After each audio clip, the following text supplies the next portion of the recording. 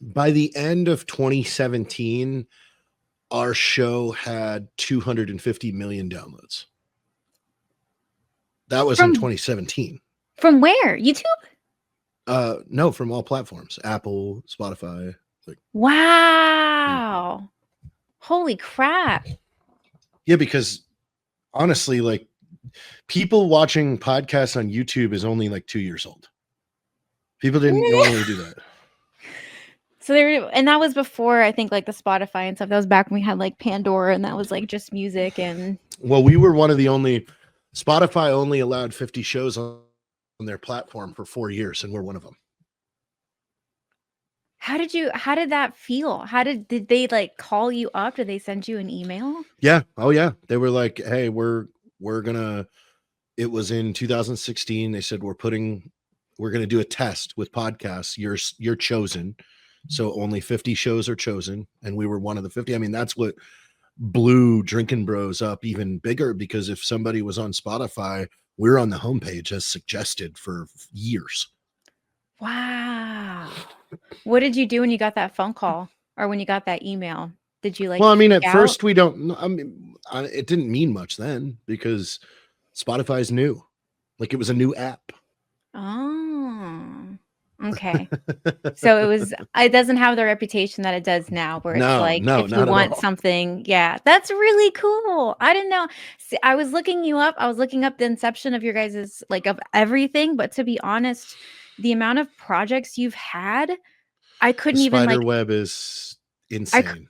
yeah, I couldn't even start to, like, naming off, like, I was doing such a deep dive, and there was so many, like, rabbit holes that I was going down, and normally, like, I like to introduce, like, a guest and, like, be like, "Oh, this is everything you've done," but I started, like, having to make a document. I was like, "I need him to say it because there's no way," and I wasn't even done. I didn't even get done in the freaking rabbit hole.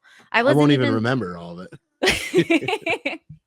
um could you just like list off from inception to, you got out of the military and then to everything up now, because it's incredible. It really is. You're like you're pioneering this stuff. Well, I was in the military when all this Mhm. started. What? So, yeah. Oh yeah.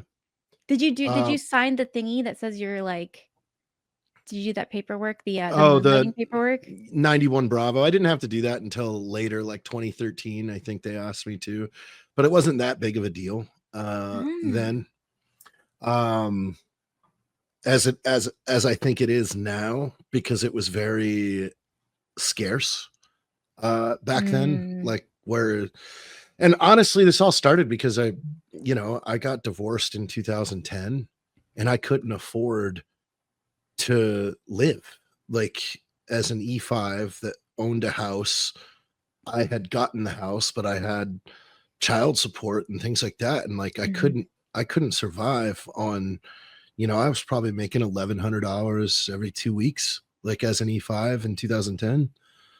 And so I had grown up as a skateboarder, and then, picked up a camera at a very young age when I was 14, and around 1998 was when I started really filming things and like trying to edit using dual VCRs and stuff like that. And then as technology progressed, the year 2000 hit, and Apple re-released the big bubble IMAX, Mhm. and with those released iMovie, which was the Yeah. first time you could, like, a prosumer or a consumer could edit video on a computer.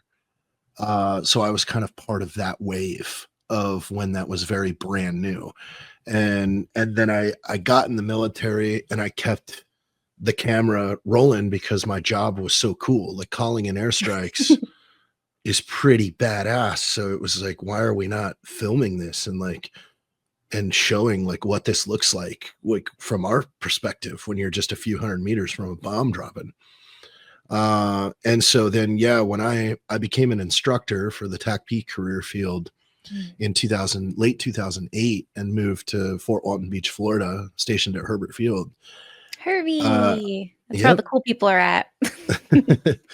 And then was there as a tech school instructor, and I just, again, to survive and make money, I was rolling around Pensacola, Destin, and Fort Walton and asking, who could I make a commercial for or shoot a video, whether it was, I mean, I've done weddings, like standing around filming a fucking wedding.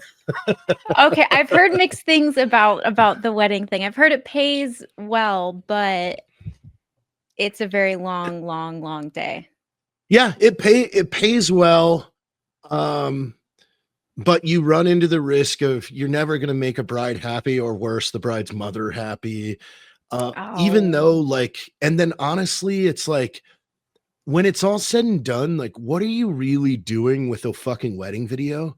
Like, are you really are you sitting your friends down? Like you're all having a party. It's the 4th of July. And all of a sudden you're like, guys, everybody in the living room, we have to watch our wedding video. Well, maybe. No one wants to go to that party.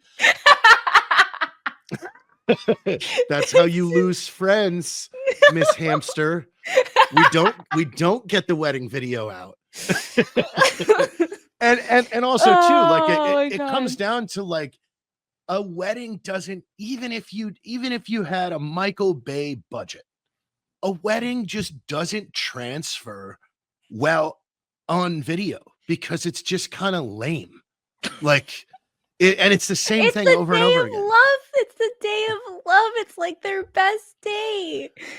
That means you're filming. Yeah, damn. I'm all for like some sweeping drone shots of the bride walking down. Like I'll say this: I'm all about cutting a 90 to 180 second montage of cool shots of the wedding to nice music, and it's beautiful and it's fun. But making this giant 40-minute wedding, and this was one I had to cut. Like, I had to film the speeches, which were, only one was really good. But then, and then you got to go back, and tell them, hey, I cut in the really good speech and just left out and then they're like, oh, no, you have to put all the speeches in. And you're like, Jesus, now it's an hour and 5-minute runtime video. And again, everyone come in the living room, watch our wedding video. No.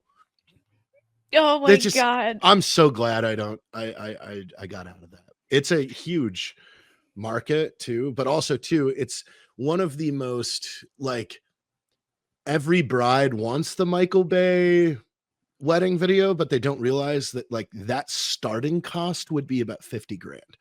And generally their budget for a videographer is $1,000. And then what you run into also is the videographer and the photographer clash almost every time at a wedding. Oh no. You're trying to get the same shot, or that, and then they both think that they're more important, which I would arguably say the photographer is always more important in the wedding, because you are actually going to use the photos. You are going to put this godforsaken fucking video on a DVD and it's never coming out of the drawer again. Oh my God. That is the feistiest point of view perspective. But it's true. And I think that's why it hurts more. Here's your reel for the episode. Fuck wedding videos. God. And honestly, what's really cool, is none of these people knew at that time. Because I'll tell you one thing, I respect when people are hungry to make something, and it's a very rare thing. And you did this, and so where you are a person and you want to create something or you want to do better, and then there's this kind of this lens where you see the world, and it's there is no glass ceiling when it comes to if you can think of it and you can accomplish it, it can become something. And there was one wedding where I knew the bride and the groom loosely. They weren't good friends. They were just Facebook acquaintances. They were like, dude, will you shoot our wedding? I was like, sure. I was I got with them the morning of, and I said, hey, you guys want to make this fun? And they're like, yeah, what do you mean? I'm like, let's shoot a cinematic skit as if Kevin overslept. and then everybody's looking for him, and it's this giant like ordeal, and they're like, wait, what? And they got so excited because, and like, this is like 2011, so like, again, this is before Instagram, this is before creators, this is before social media is really a thing at all. So like, this isn't like one of those, oh my God, let's shoot a skit. Like, this is Right. foreign to people. They're like, wait, what? Like, we're gonna act? I'm like, yeah, all right. And we're gonna shoot this scene by scene. And so at this beach hotel in Destin, we shoot this thing where it's like the groom is sleeping and the alarm has gone off and he's just, he's passed out, and all of his groomsmen are out like waiting for him, and they're like, wait, who did someone leave him in his room? And then the bridesmaids are pissed off, and now everybody's searching the hotel and running around, and it's this giant like, we have to get Kevin, and they come blowing through the door, and they're like, you're late for your own wedding, and like, and that was fun as hell. And that they had everybody had a blast, because we had a guy get pushed into the pool, which was like the action spot. So like, as the grooms are all running to get Kevin to the thing, we had a volunteer that like in his Oh my clothes was God. like going to like lose his balance and go back into the pool. So like, that's where I was like trying to take control of like, hey, I'm trying to entertain myself too, because I hate what I'm doing. So can we like make it fun? That is so brilliant. And I bet they loved it. And that's what's really cool too, is everybody that went to that freaking wedding is going to be like, that was the coolest wedding I've ever been to. That was fun. There's no other wedding that's going to measure up to Yes. that. Because Now that's a whole ordeal. I did have a concept too that again, like, I was trying to make weddings cool, where I always wanted to shoot like an action movie with the bride and the groom as the leads, and it like, and the movie is shown at the beginning of the wedding, and it bleeds into Oh. where it turns into live action. So like, in the movie, the Oh. bride has been kidnapped, and like, now the groom is in a car chase and everything, and this whole thing, and then you see the bride being drugged into this chapel, but it's the actual chapel that everybody's in, that they're watching. But now, as that scene plays, it bleeds into them actually dragging her in, and the movie fades Oh. out, and now the groom busts through the door and has like Ah! fake weapons, and like, this whole thing goes down, I and like, love it. it turns into a play. Oh, that's so fun. Oh, they're so lucky you were there. It would have been so lame otherwise. Oh, I That is haven't so done great. that. I had that concept. Like, that was one thing I wanted to find a couple that wanted to do that.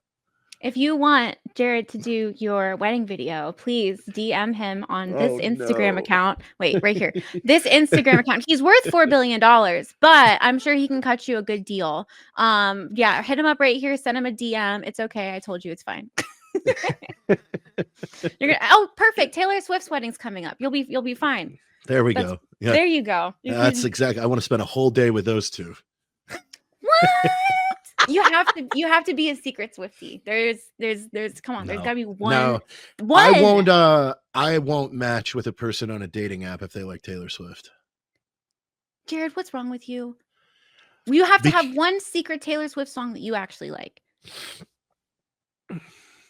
He was Romeo, he was throwing petals. Okay, all right, that one's okay.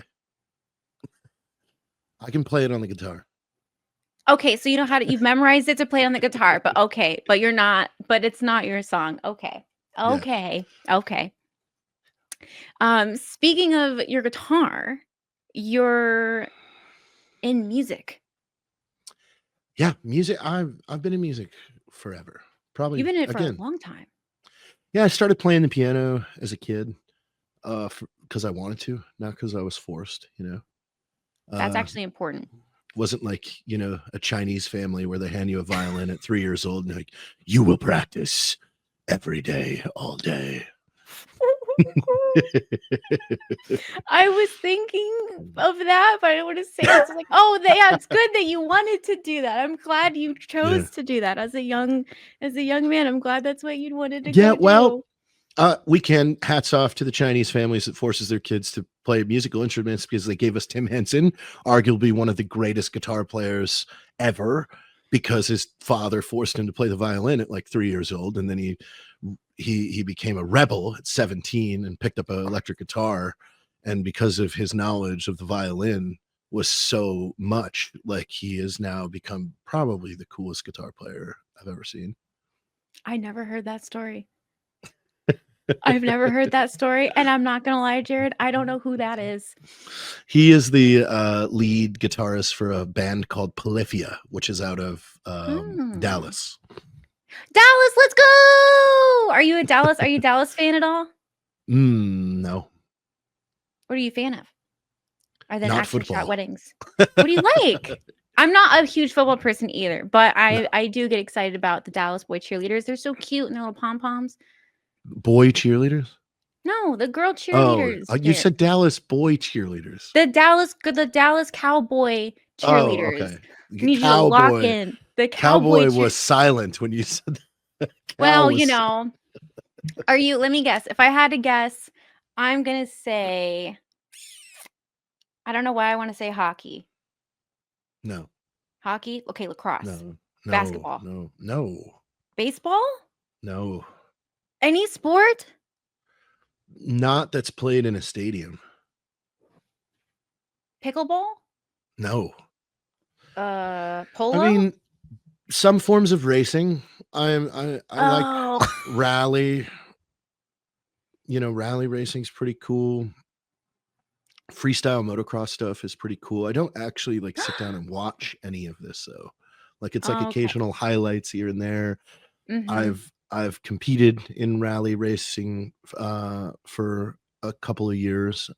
Really? I've done some drifting. So was that legal? Is it legal to drift? In my yard, yeah. Okay. Yeah. I've only ever seen it. I haven't even watched all the Tokyo Drift movies, but that's like literally the only thing I know. But my family's a big motocross fan, so I can definitely get with you on that. I went to my first race last year. Oh, that's cool. Yeah. Yeah, I was in Charlotte. I think it was in Charlotte. It was hot. I bet. Charlotte's muggy too. It was gross. It was not a good hair day for me, but it was totally fine. For your band, I was peeking around and you guys do like rock emo kind of music? Yeah, it's like 2000s.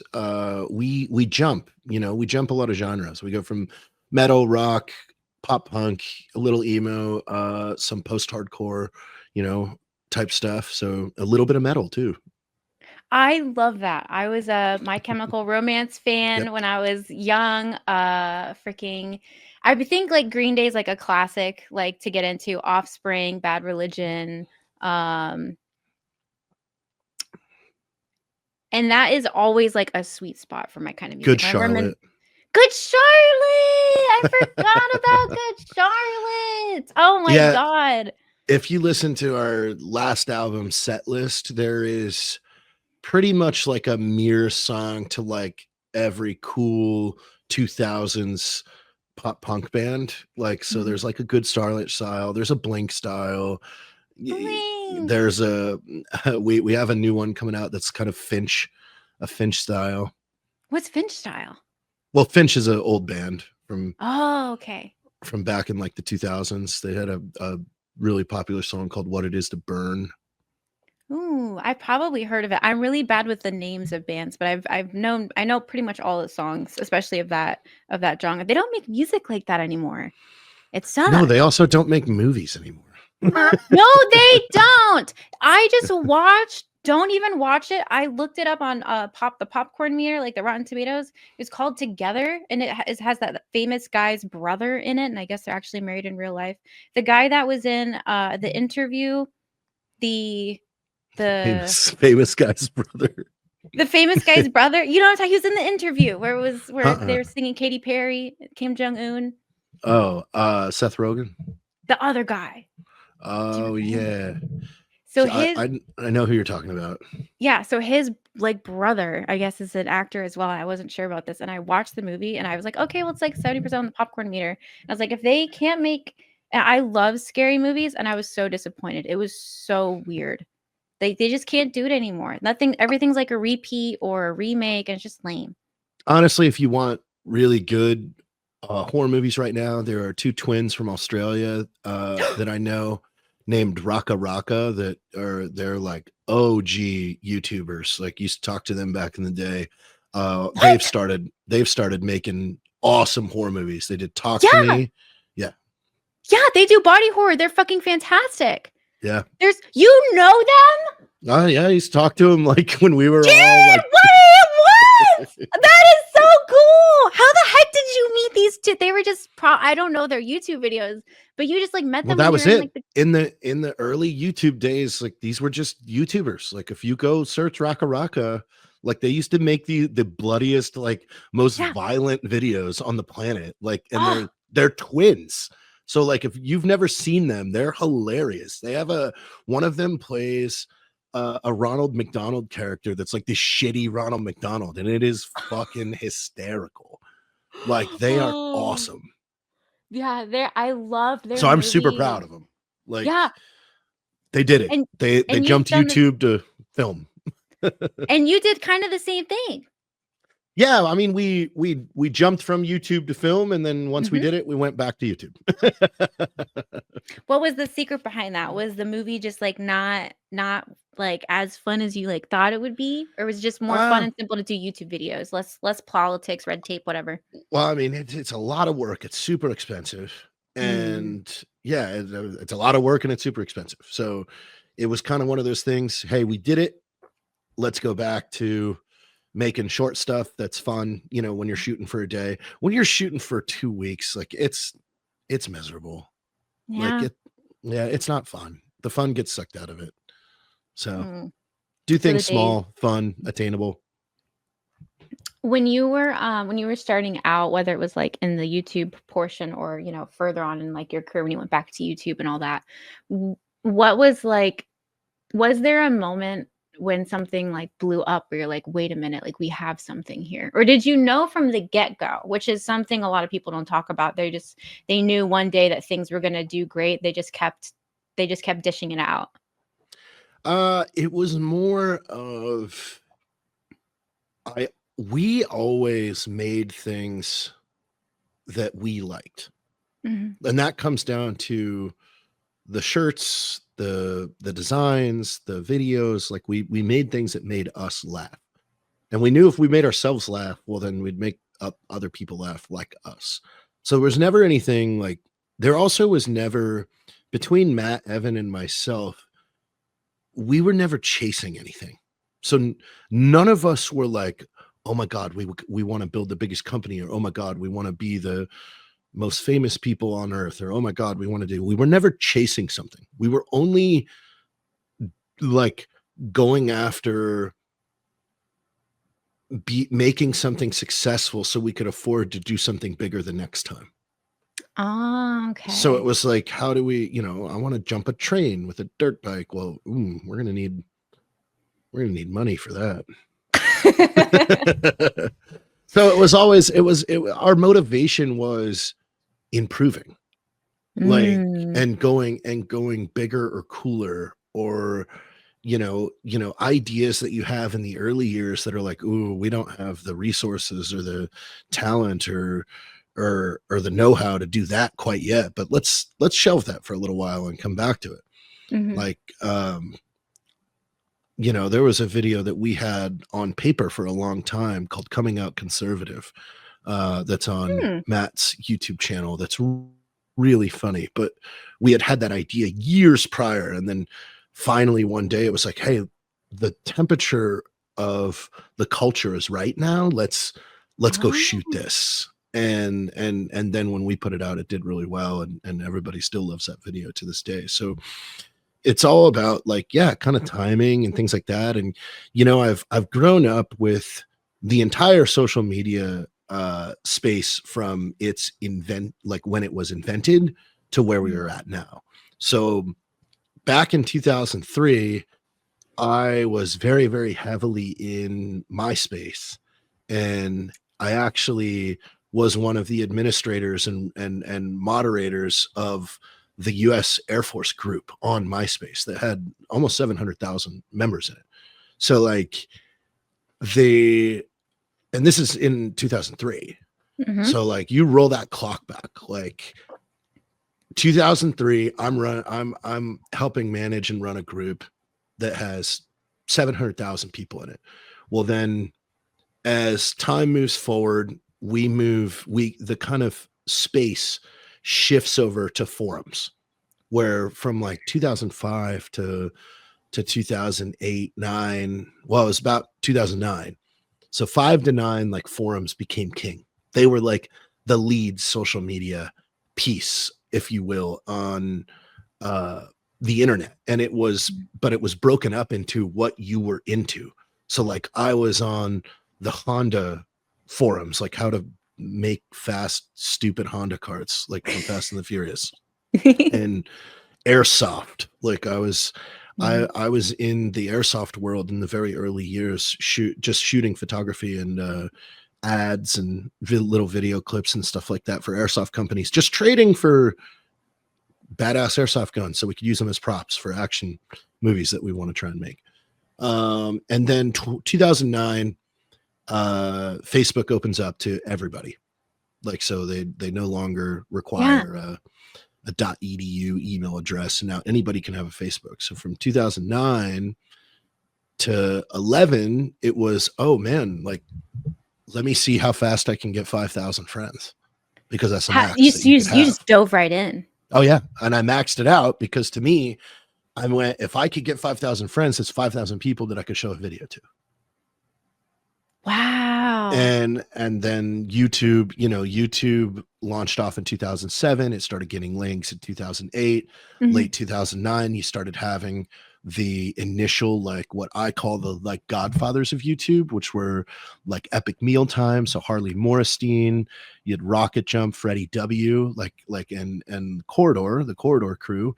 Like these were the guys that wrote the book on making cool original stuff on YouTube when you're talented. And you had The Whitest Kids You Know and Good Neighbor.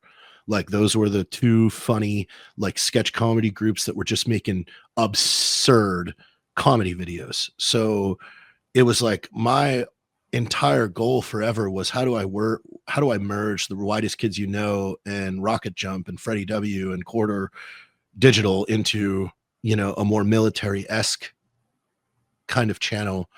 And that's kind of what Matt and I did once I met Matt. Interesting. How did you guys meet? And was he already on, like, did he already have that idea, or did you like say like, "Hey, Matt, this is what we're gonna do"? No, he had started a YouTube channel and he was just doing standard like things at the time, where the first one he was blowing up a bear with a giant teddy bear with tannerite and everything. And we met because he had messaged a Facebook page I managed, that I was one of the admins on. That was a Really? large page. It had about 300,000 followers. And he was like, would you share my video?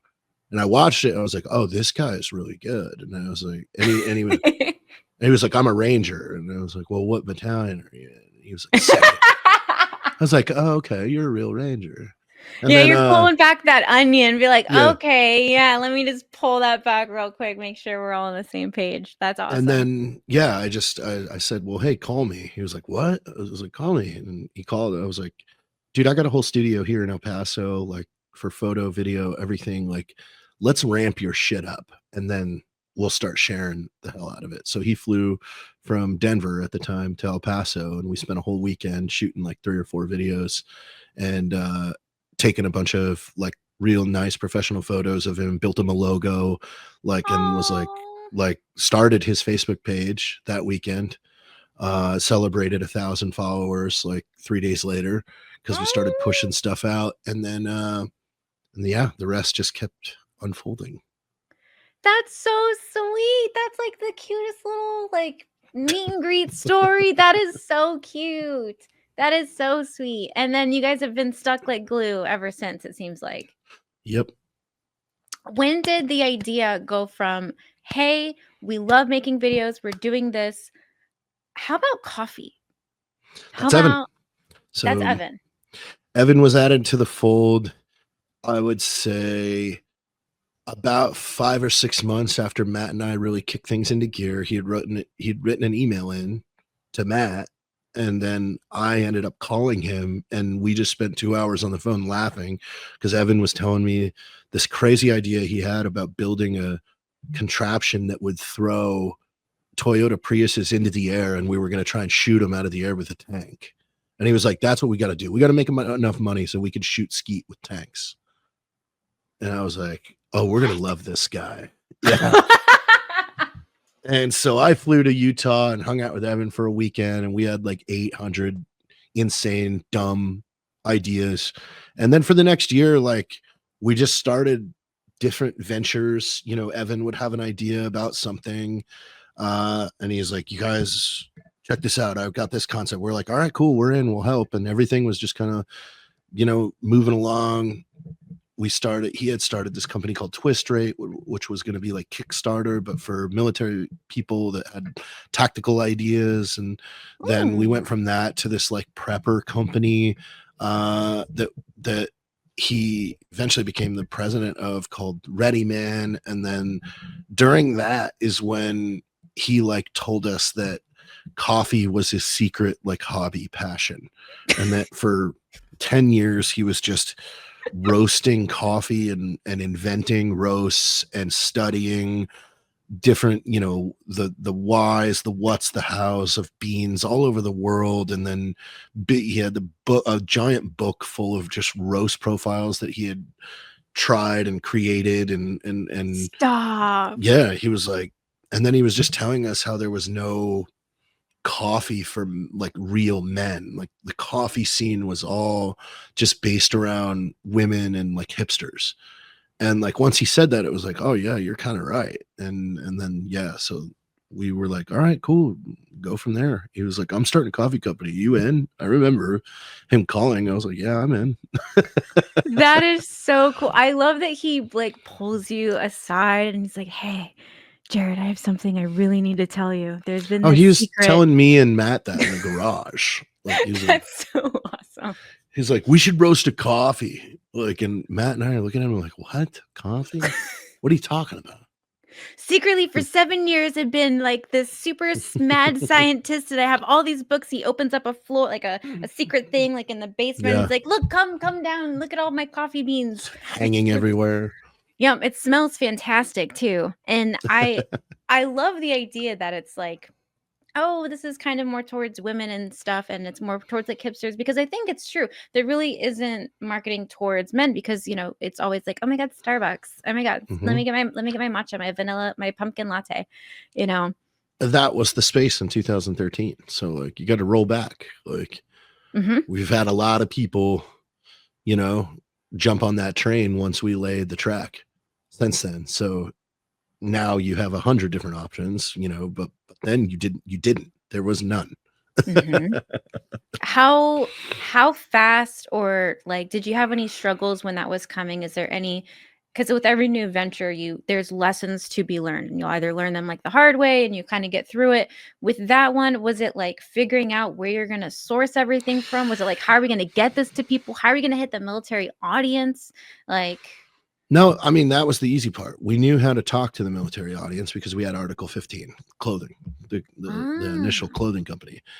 And Evan, you know, he was just having fun going and sourcing coffee and things like that. So that was great. I mean, with any business, especially in a hyper growth business, yeah, there's a million things you learn the hard way. But we were all just like I said, motivated to get to the next day. And we weren't motivated by anything other than like making cool shit.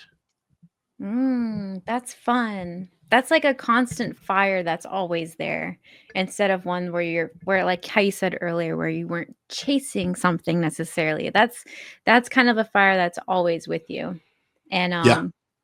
did he ever like call you up and be like, hey man, I found this crazy bean from this island, and there's like a rock, and if you just, you know, find this rock, and then you walk 20 paces north, and we found this really cool. Was there any like little interesting things that like you learned from there, like, oh yeah, these beans from blah blah blah blah? I mean, it's more of a larger scale of like where he's just teaching you the different quality, like that there is quality. Like coffee is graded with what's called a Q grade. So like Like there is a difference between, you know, a 90 plus Q graded coffee is super high end, super nice, super great taste. Like, and if you roast it right, like it's night and day, hits you right in the face of how good it is. Like, so yeah, just seeing him create the coffee club, the subscription, because that was his baby of like, I want to create the best coffee subscription that exists in the world for coffee heads.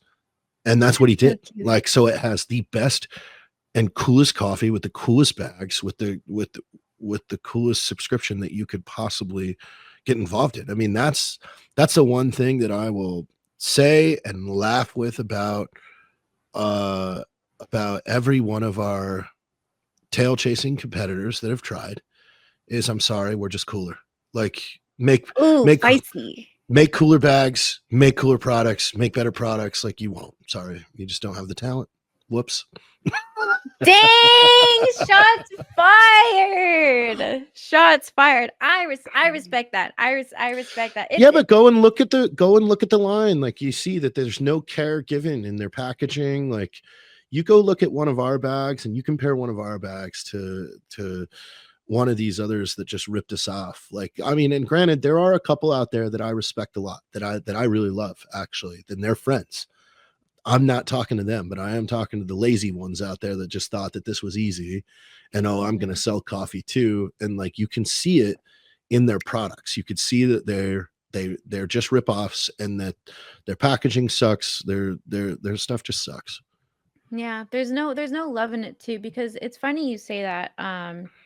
Because I know have some friends that are, you know, trying to start up their own things, and if anything from like a design or like the quality of something, you can tell when it's like made with love versus when it's just like slapped on there. And it's really odd. It's a very odd thing, because as a consumer you don't really think about it, but then when you see like, and you're like, you know, okay, I want to acquire this, I want to acquire this, I want to acquire this, you can see the difference in like, okay, this group actually cares, because it's the little details, it's the small things, it's all the little stuff that just makes it stand out. And also people like catch on too, and they're like, oh yeah, these people actually care about Well, how it works out. also there also is like a lane, like again, when you go back to looking at the group of us, like Mhm. Evan knows how to use Adobe Premiere and Adobe Photoshop, and he knows visual. Like I have been Oh. using Adobe products for 25 years. Like I know Illustrator, I know Photoshop, I know compositing, I know everything from illustrating, logo creation to like heavy level compositing, VFX, and I'm an editor at heart. Like I've been editing video for 20, like this right here behind me is like one of the coolest editing suites that you could ever see.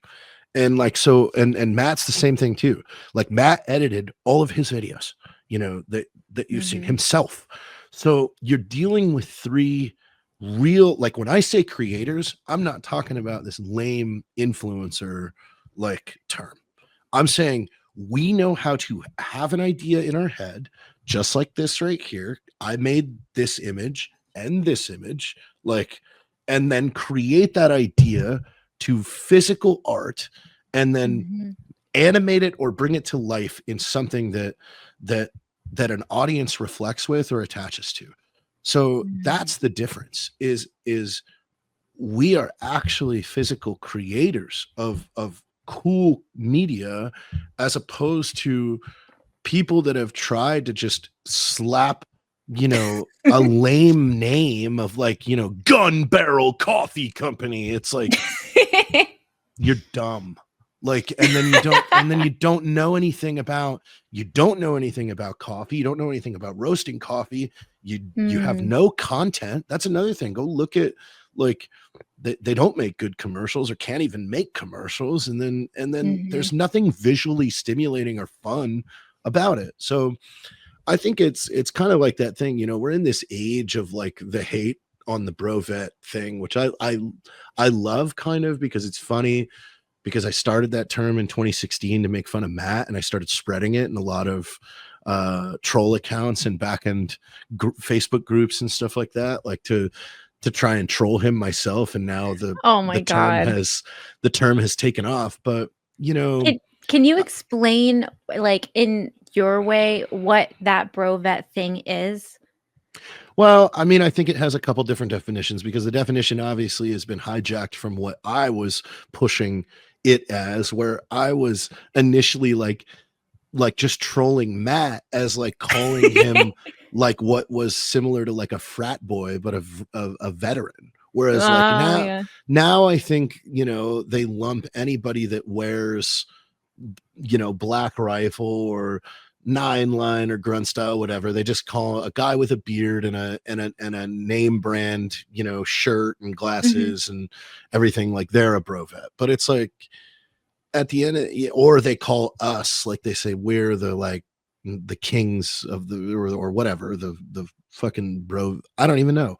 But it's like at the end of the day, like we were just we're making funny things and then Mhm. creating cool products out of that. Like we're not pushing an ideology out other than like, hey, we'll make fun of something and then here's a product that's pretty cool that you probably will like. At what point when you were, like, creating stuff did you realize? Because I had this realization just from hearing how you talking about the whole vet bro stuff and, like, people, like, thinking of, maybe you in a certain way. There came a point where I realized that I can only control so much of, like, kind of what goes on. Like, even if my content is fun and funny, there's gonna be people at some point that are gonna make their own perceptions of you, despite you've never done anything like that or said anything like that. Um, and I found that to be a very interesting disconnect because there's a point where you're like growing, growing, growing, and then everybody like is following you, is on the same page, and is like cheering for you in this, and then you get like this inwash of like other people. At what point did you start to notice that even if it uh, isn't true, people are going to talk? Oh no. I mean, those are the social media shifts. So I label like we have social media time periods that are very specific. Really? So if you think about it, like yeah, so in 2011 was when Pages software was created inside Facebook. So that Mm-hmm. was 2011 was when you could create a Facebook page that was either a general interest page, a fan page, whatever it was. You can create any page that you want, not just your personal account. That is what like boomed a ton of brands and businesses and people. Like Facebook was the first thing that made people popular from the internet, and it was like if Mm. you look at the firearms industry and the tactical industry, the first like true social media celebrity in that world, that the first person like single personality that got to 100,000 followers um, was Chris Costa. Really? And so you know, this like boomed a whole new wave. And from 2012 to around 2017, it was celebrated when you achieved.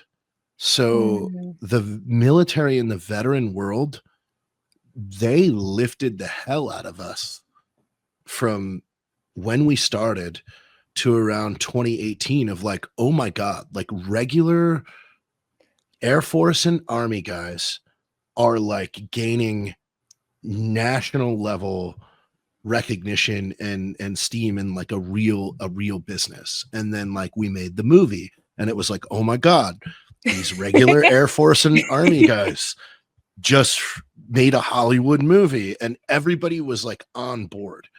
Well, then I think what happened is around 2018, you saw a boom in a lot of the travel influencers, mostly women, Mhm. and Oh, uh, stop it. Stop yeah, and then it. like, and then there was a lot of fitness influencers.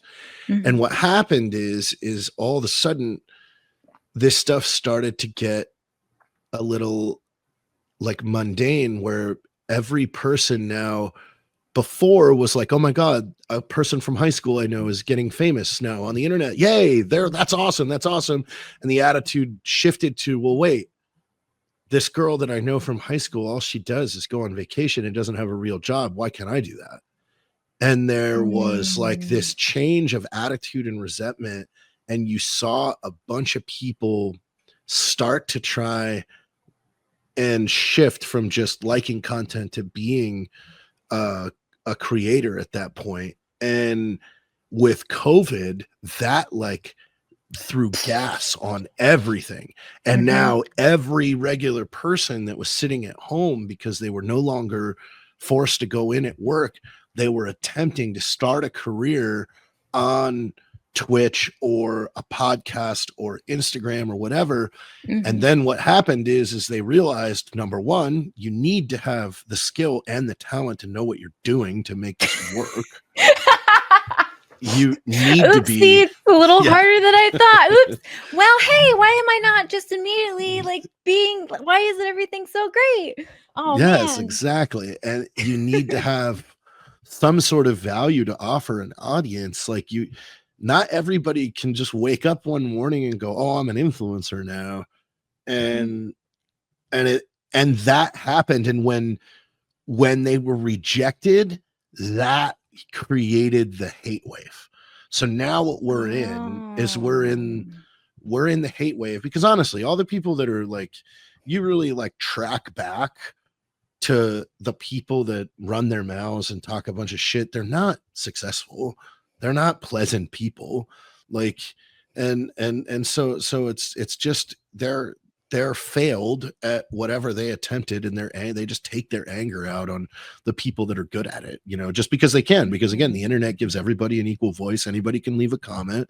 And so that's kind of like how it is played out. But like, I've seen the opposite side of that. I created Drinking Bros, the like international group, like organization in 2014 that spanned, at one point over 380 different Facebook groups that made up of 400,000 people. Like, wait, what? Can you say that again? What? Yeah, Drinking Bros at one point had over 380 Facebook groups. We had both like hobby groups and location groups. So like Drinking Bros North Carolina still exists. Yeah. I don't remember if it's Fayetteville or North Carolina, but there's a chapter there. There's thousands of people in it. And we used to go all over the country, and hundreds of people would show up on a whim. And they're awesome, pleasant people, like having a blast. Like, I remember I had to land in Boston one time, and I had to stay a night for some reason. And I put it up in Drinking Bros, Massachusetts, and I was there. 85 people showed up and took me on a all-night bar crawl bender that lasted until 5 a.m. and ended on a harbor, smoking cigars, drinking somebody's moonshine out of the back of a car. Like, what? Yeah. Dude, don't drink from strangers' cars. Homemade. But they're Drinking Bros. It's fine. They're part of us. No, you don't drink random alcohol from a stranger. And then in 2019, we had the Drinking Bros cruise. So 500 Drinking Bros went on our cruise, where we performed like once a night or twice a day. I don't remember. I was blacked out the whole time. And we actually set the record, which I believe is still held, as most liquor consumed on a Carnival cruise was on the Drinking Bros cruise. I'm very proud of you. I'm proud of that record. I actually should make a trophy for that. That is, yeah. That's I can't even imagine how they had to go into counting and qualifying that, but I honestly just have a feeling it just had to deal with empty bottles and percentages. But where I'm saying the antithesis or the opposite side of the miserable people that just want to, be miserable and talk shit. Like, there's a whole other side of awesome people that are all about it, and they show up, they have a blast, they'll show you a good time, and they're all over the place. That's so fun. Well, do you remember like having your first like fan interaction? Well, or maybe your most memorable one. That's easier because you've been doing it for a while. I mean, I would say some of the most memorable ones were like the simplest, like walking through an airport and like being in my own world, and some random guy just grabbing me and I like startle, and he goes, "Hey, ain't gonna bother you. Just want to say I love everything you guys do." And he just like saluted and walked away. I'm like, well, that was cool. That's so cute.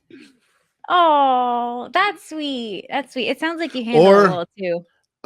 when we had launched the whiskey, we did a bottle signing place at a liquor store in El Paso, and a 76-year-old woman showed up and bought like 14 bottles. What? And we were like, what are you doing? And she waited in line to get them all signed. Granny's And getting we're lit. like, what are you doing? Like, why are you buying 14 bottles? She goes, oh, I love this show. And we're like, you listen to our show? Like, it is. She goes, it's hilarious.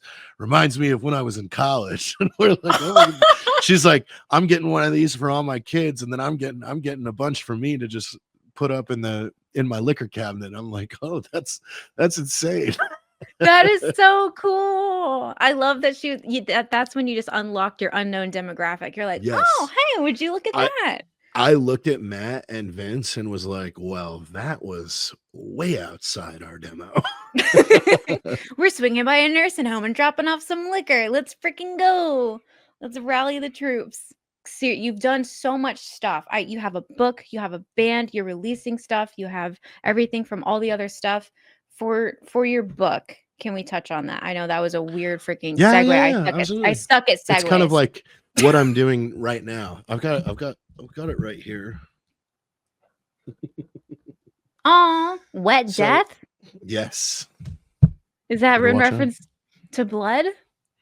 No. It's the strategic WET command, which WET stands for we execute things.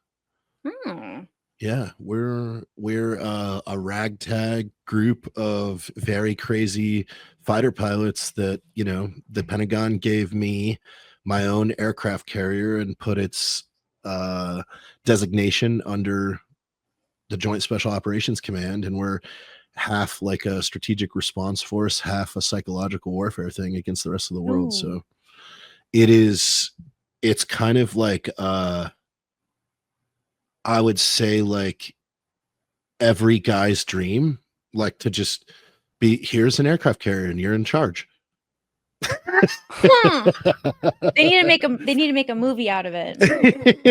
And the first thing we do is I'm not going to give all of it away, but the first thing we do is go and start a war with India. So oh my God, poor India. They're just India's trying so hard and they're just trying to exist. Yeah, poor little India. I know. They just need some rain. They're just trying. No, they're trying so hard. I'm so proud of them. Did you see their little reels of like the Indian like military, and they're all like trying to march in unison? Oh no. it was like a couple months ago when India tried starting their own war, and everyone was like, you need to just like stop right now. Yeah. Like the adults are playing. I need you to like sit down. And then it showed they're all like out of sync and just they're like chill. Yeah, you need to sit down. The adults are in the room. It's really fun. It's a new concept in entertainment, though, is kind of what I'm shooting for. Because in the book, all of the characters are real people, and they're all real people that fly with the Wet Boys, which is this right here, inside the simulator game DCS, Digital Combat Simulator. So if you read the book and you're a fan of the book and you like flight simulators and you play flight simulators, we've recreated every mission in the book in the simulator, and then you get to go fly it with the people that you read in the book. Shut up. So I call it like 4D entertainment. Like, that's so cool. So like imagine reading Splinter Cell by Tom Clancy and then getting on PlayStation and getting to play the missions in the book you just read with all the people and characters that were in the book, and they're the real people. That's so cool. How did you think of that? Did you write the book first and then you're kind of like, wait, I need to make this better? Or no, like we as a collective I was like, well, you know, we were powering through this lore of our fake fighter squadron, which started out as a squadron inside DCS, and it turned into an entire carrier air wing and fighter group. And then I was like, well, why don't we start like a whole fictional series on it? Because I plan on doing 10. I'm already a quarter way through the second one. So How do you have the time? You're doing how? I just You're work a doing little so bit much every night, just a little bit here every and there. night. Yeah, it's fun. Wow. So that's your wind down. Is that Yeah, it's gotta it's like okay, that makes tell the sense. story. That's really cool. So yeah, That's fun.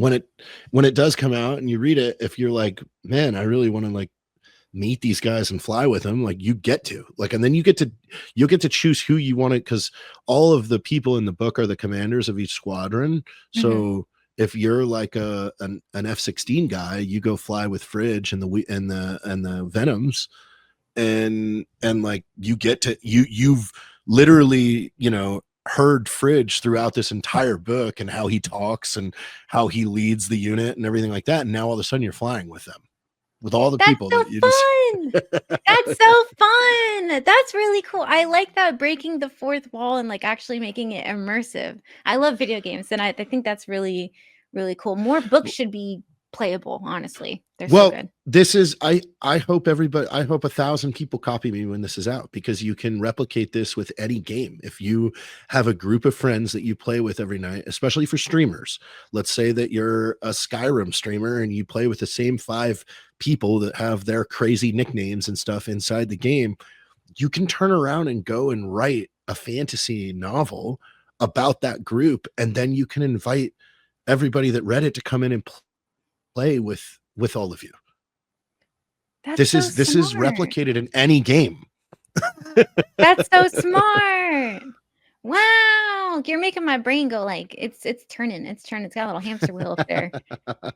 That's so fun. So you're about how far through the second book?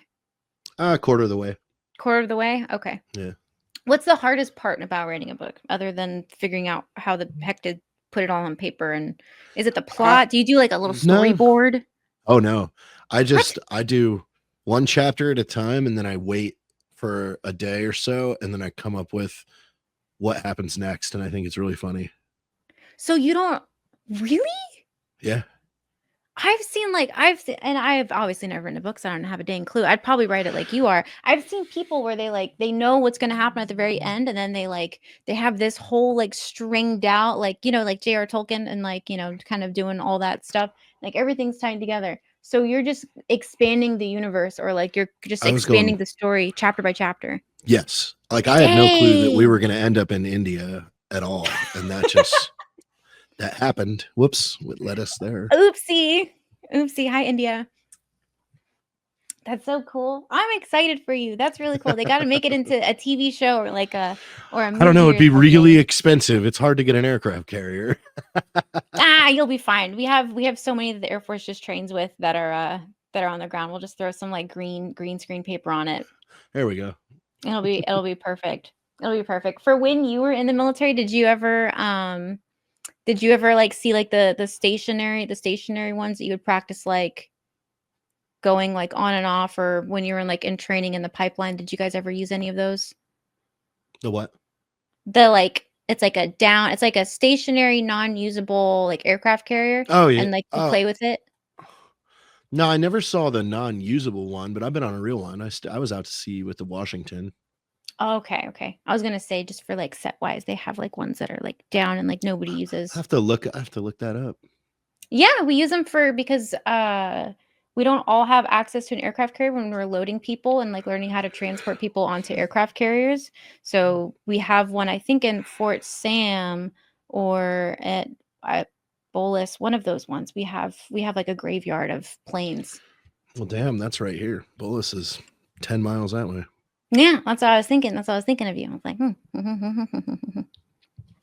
yeah.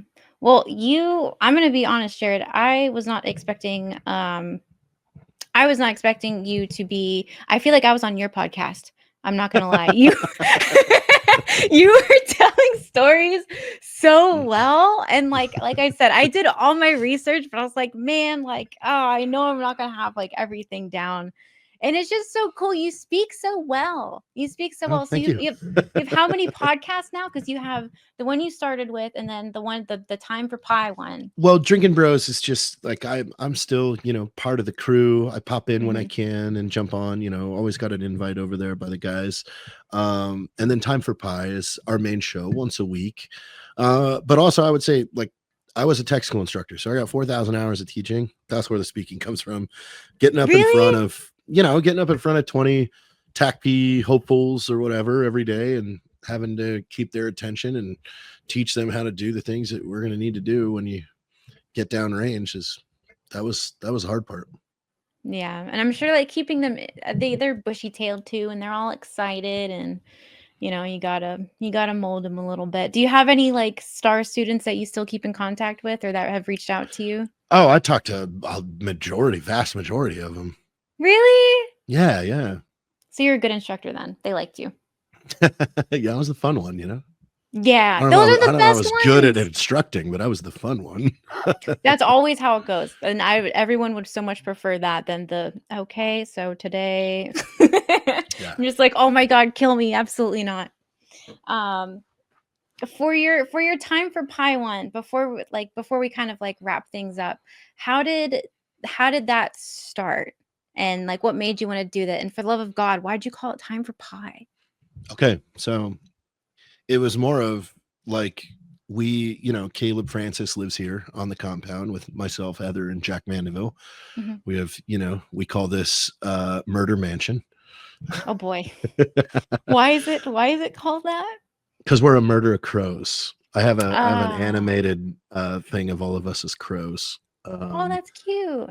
but it was a nickname that I think Heather called it that. Like when we first bought the place, like it was just or somebody just kept calling it Murder Mansion. So we're like, all right, well, we'll go with that. And me and Caleb just wanted a show to do with Dave because Dave had left uh the Black Rifle podcast, so he was free and open, and he had Mhm. been with the Drinking Bros for a number of years, and then went to Black Rifle's podcast, and then was like, they moved that back up to Salt Lake, so it was just us down here. We're like, well, why don't we start a show? And you know, we wanted it to be like the original Drinking Bros back when it was in my garage, and Mhm. we didn't want it to have a theme, and we didn't want it to be about news or current events or politics or anything. And then also too, knowing that over 600,000 new shows had started in 2024, like I look at things like for the title, so you're not competing with 600 other Oh. shows. So pie does not exist in any other podcast title. So if you just type pie when you're searching us, Time for Pie comes right up. Holy crap, you're playing freaking chess and we're all playing checkers. What the hell? I never would have thought. I was just like, "Oh, I hope nobody has my name." That was the so Pi was it? Did you just go down the alphabet and eventually got to P, then you're like, "Pi?" Yes, No, that it is was it. more of like we were looking for something that was three words that you could abbreviate TFP, and it was one of those things like the first few names that they threw out, I put in the search bar in podcast, and I'm like, there's 80 of these that have this type of name. So it's Mhm. like you're always going to be like sifting through and scrolling trying to find the one you're looking for. Like, how do we make it easiest for people to find us? And then it came up for Time for Pi. Yeah, I like that. because That's really great. you always have time for fun. Do you actually eat pie on your episodes? No, not at all. What? That's very funny. What's your favorite? Pie, Yeah, apple peach, pie. Peach pie? You're a peach man? or blackberry. Ooh, Yeah, bougie. Okay, you can yeah. I'll go bouging out with a blackberry. blackberry. Yeah, Blackberry is legit. I can get behind some blackberry. That's good. yeah. We're recording tomorrow with Nico at 4 o'clock. with Nico Ortiz. Yep. He rated me once. That was so fun. He rated me on Rated you. Oh, that yeah. you meant rated. Like, what did he rate you? Were you a 7 or? No, he rated me on Twitch. Yeah, it was like I was like a baby streamer, and I still am. But yeah, he did that, and I was like, oh my god, that's so kind. And yeah, I was super super grateful. He's very funny. He's one of the reasons why I felt like it was okay to make like humorous medical content back when I was first starting. I was seeing his stuff and I was like, oh, like he's obviously like very like locked in and like very outlandishly hilarious. And I was like, oh, like I think it's okay for us to do that, because that was kind of before it was cool to be in the military and make content or make military content while you were in. There's a lot of paperwork that's there now. There's a lot of rules now. I don't even think you're allowed now to post in uniform and make content. I think it has to be. I think that's like nuked. Yeah, yeah. And so I still had that when I was in, but I was incredibly sterile. Everything was sterilized. I didn't have the only thing I think I one day got was I started wearing my American patch, but everything was sterilized. And then right when I got out, they nuked, yeah, like you said, they nuked in. I was like, oh geez. Okay. And then people are getting in trouble for having military stuff on their personal stuff. And I'm like, dang, this is a different time to be in and try and make something of yourself. Well, I mean, it's just there's ones that are abusing it that are ruining it for everybody. It's how it goes. Yeah. Well, thank you, Jared, for coming on. I'm gonna have your podcast right over here. Right over here. Yeah, right over here. Thank you so much for being a wonderful, fantastic guest. If you laughed at all during this, it was all thanks to Jared. So please, if you're not following him already, give him a like, give him a follow, check out his Time for Pie. Maybe I'll be on there. Right when you click. Who knows? Who knows? All right. Thank you, Jared. You bet. Thank you.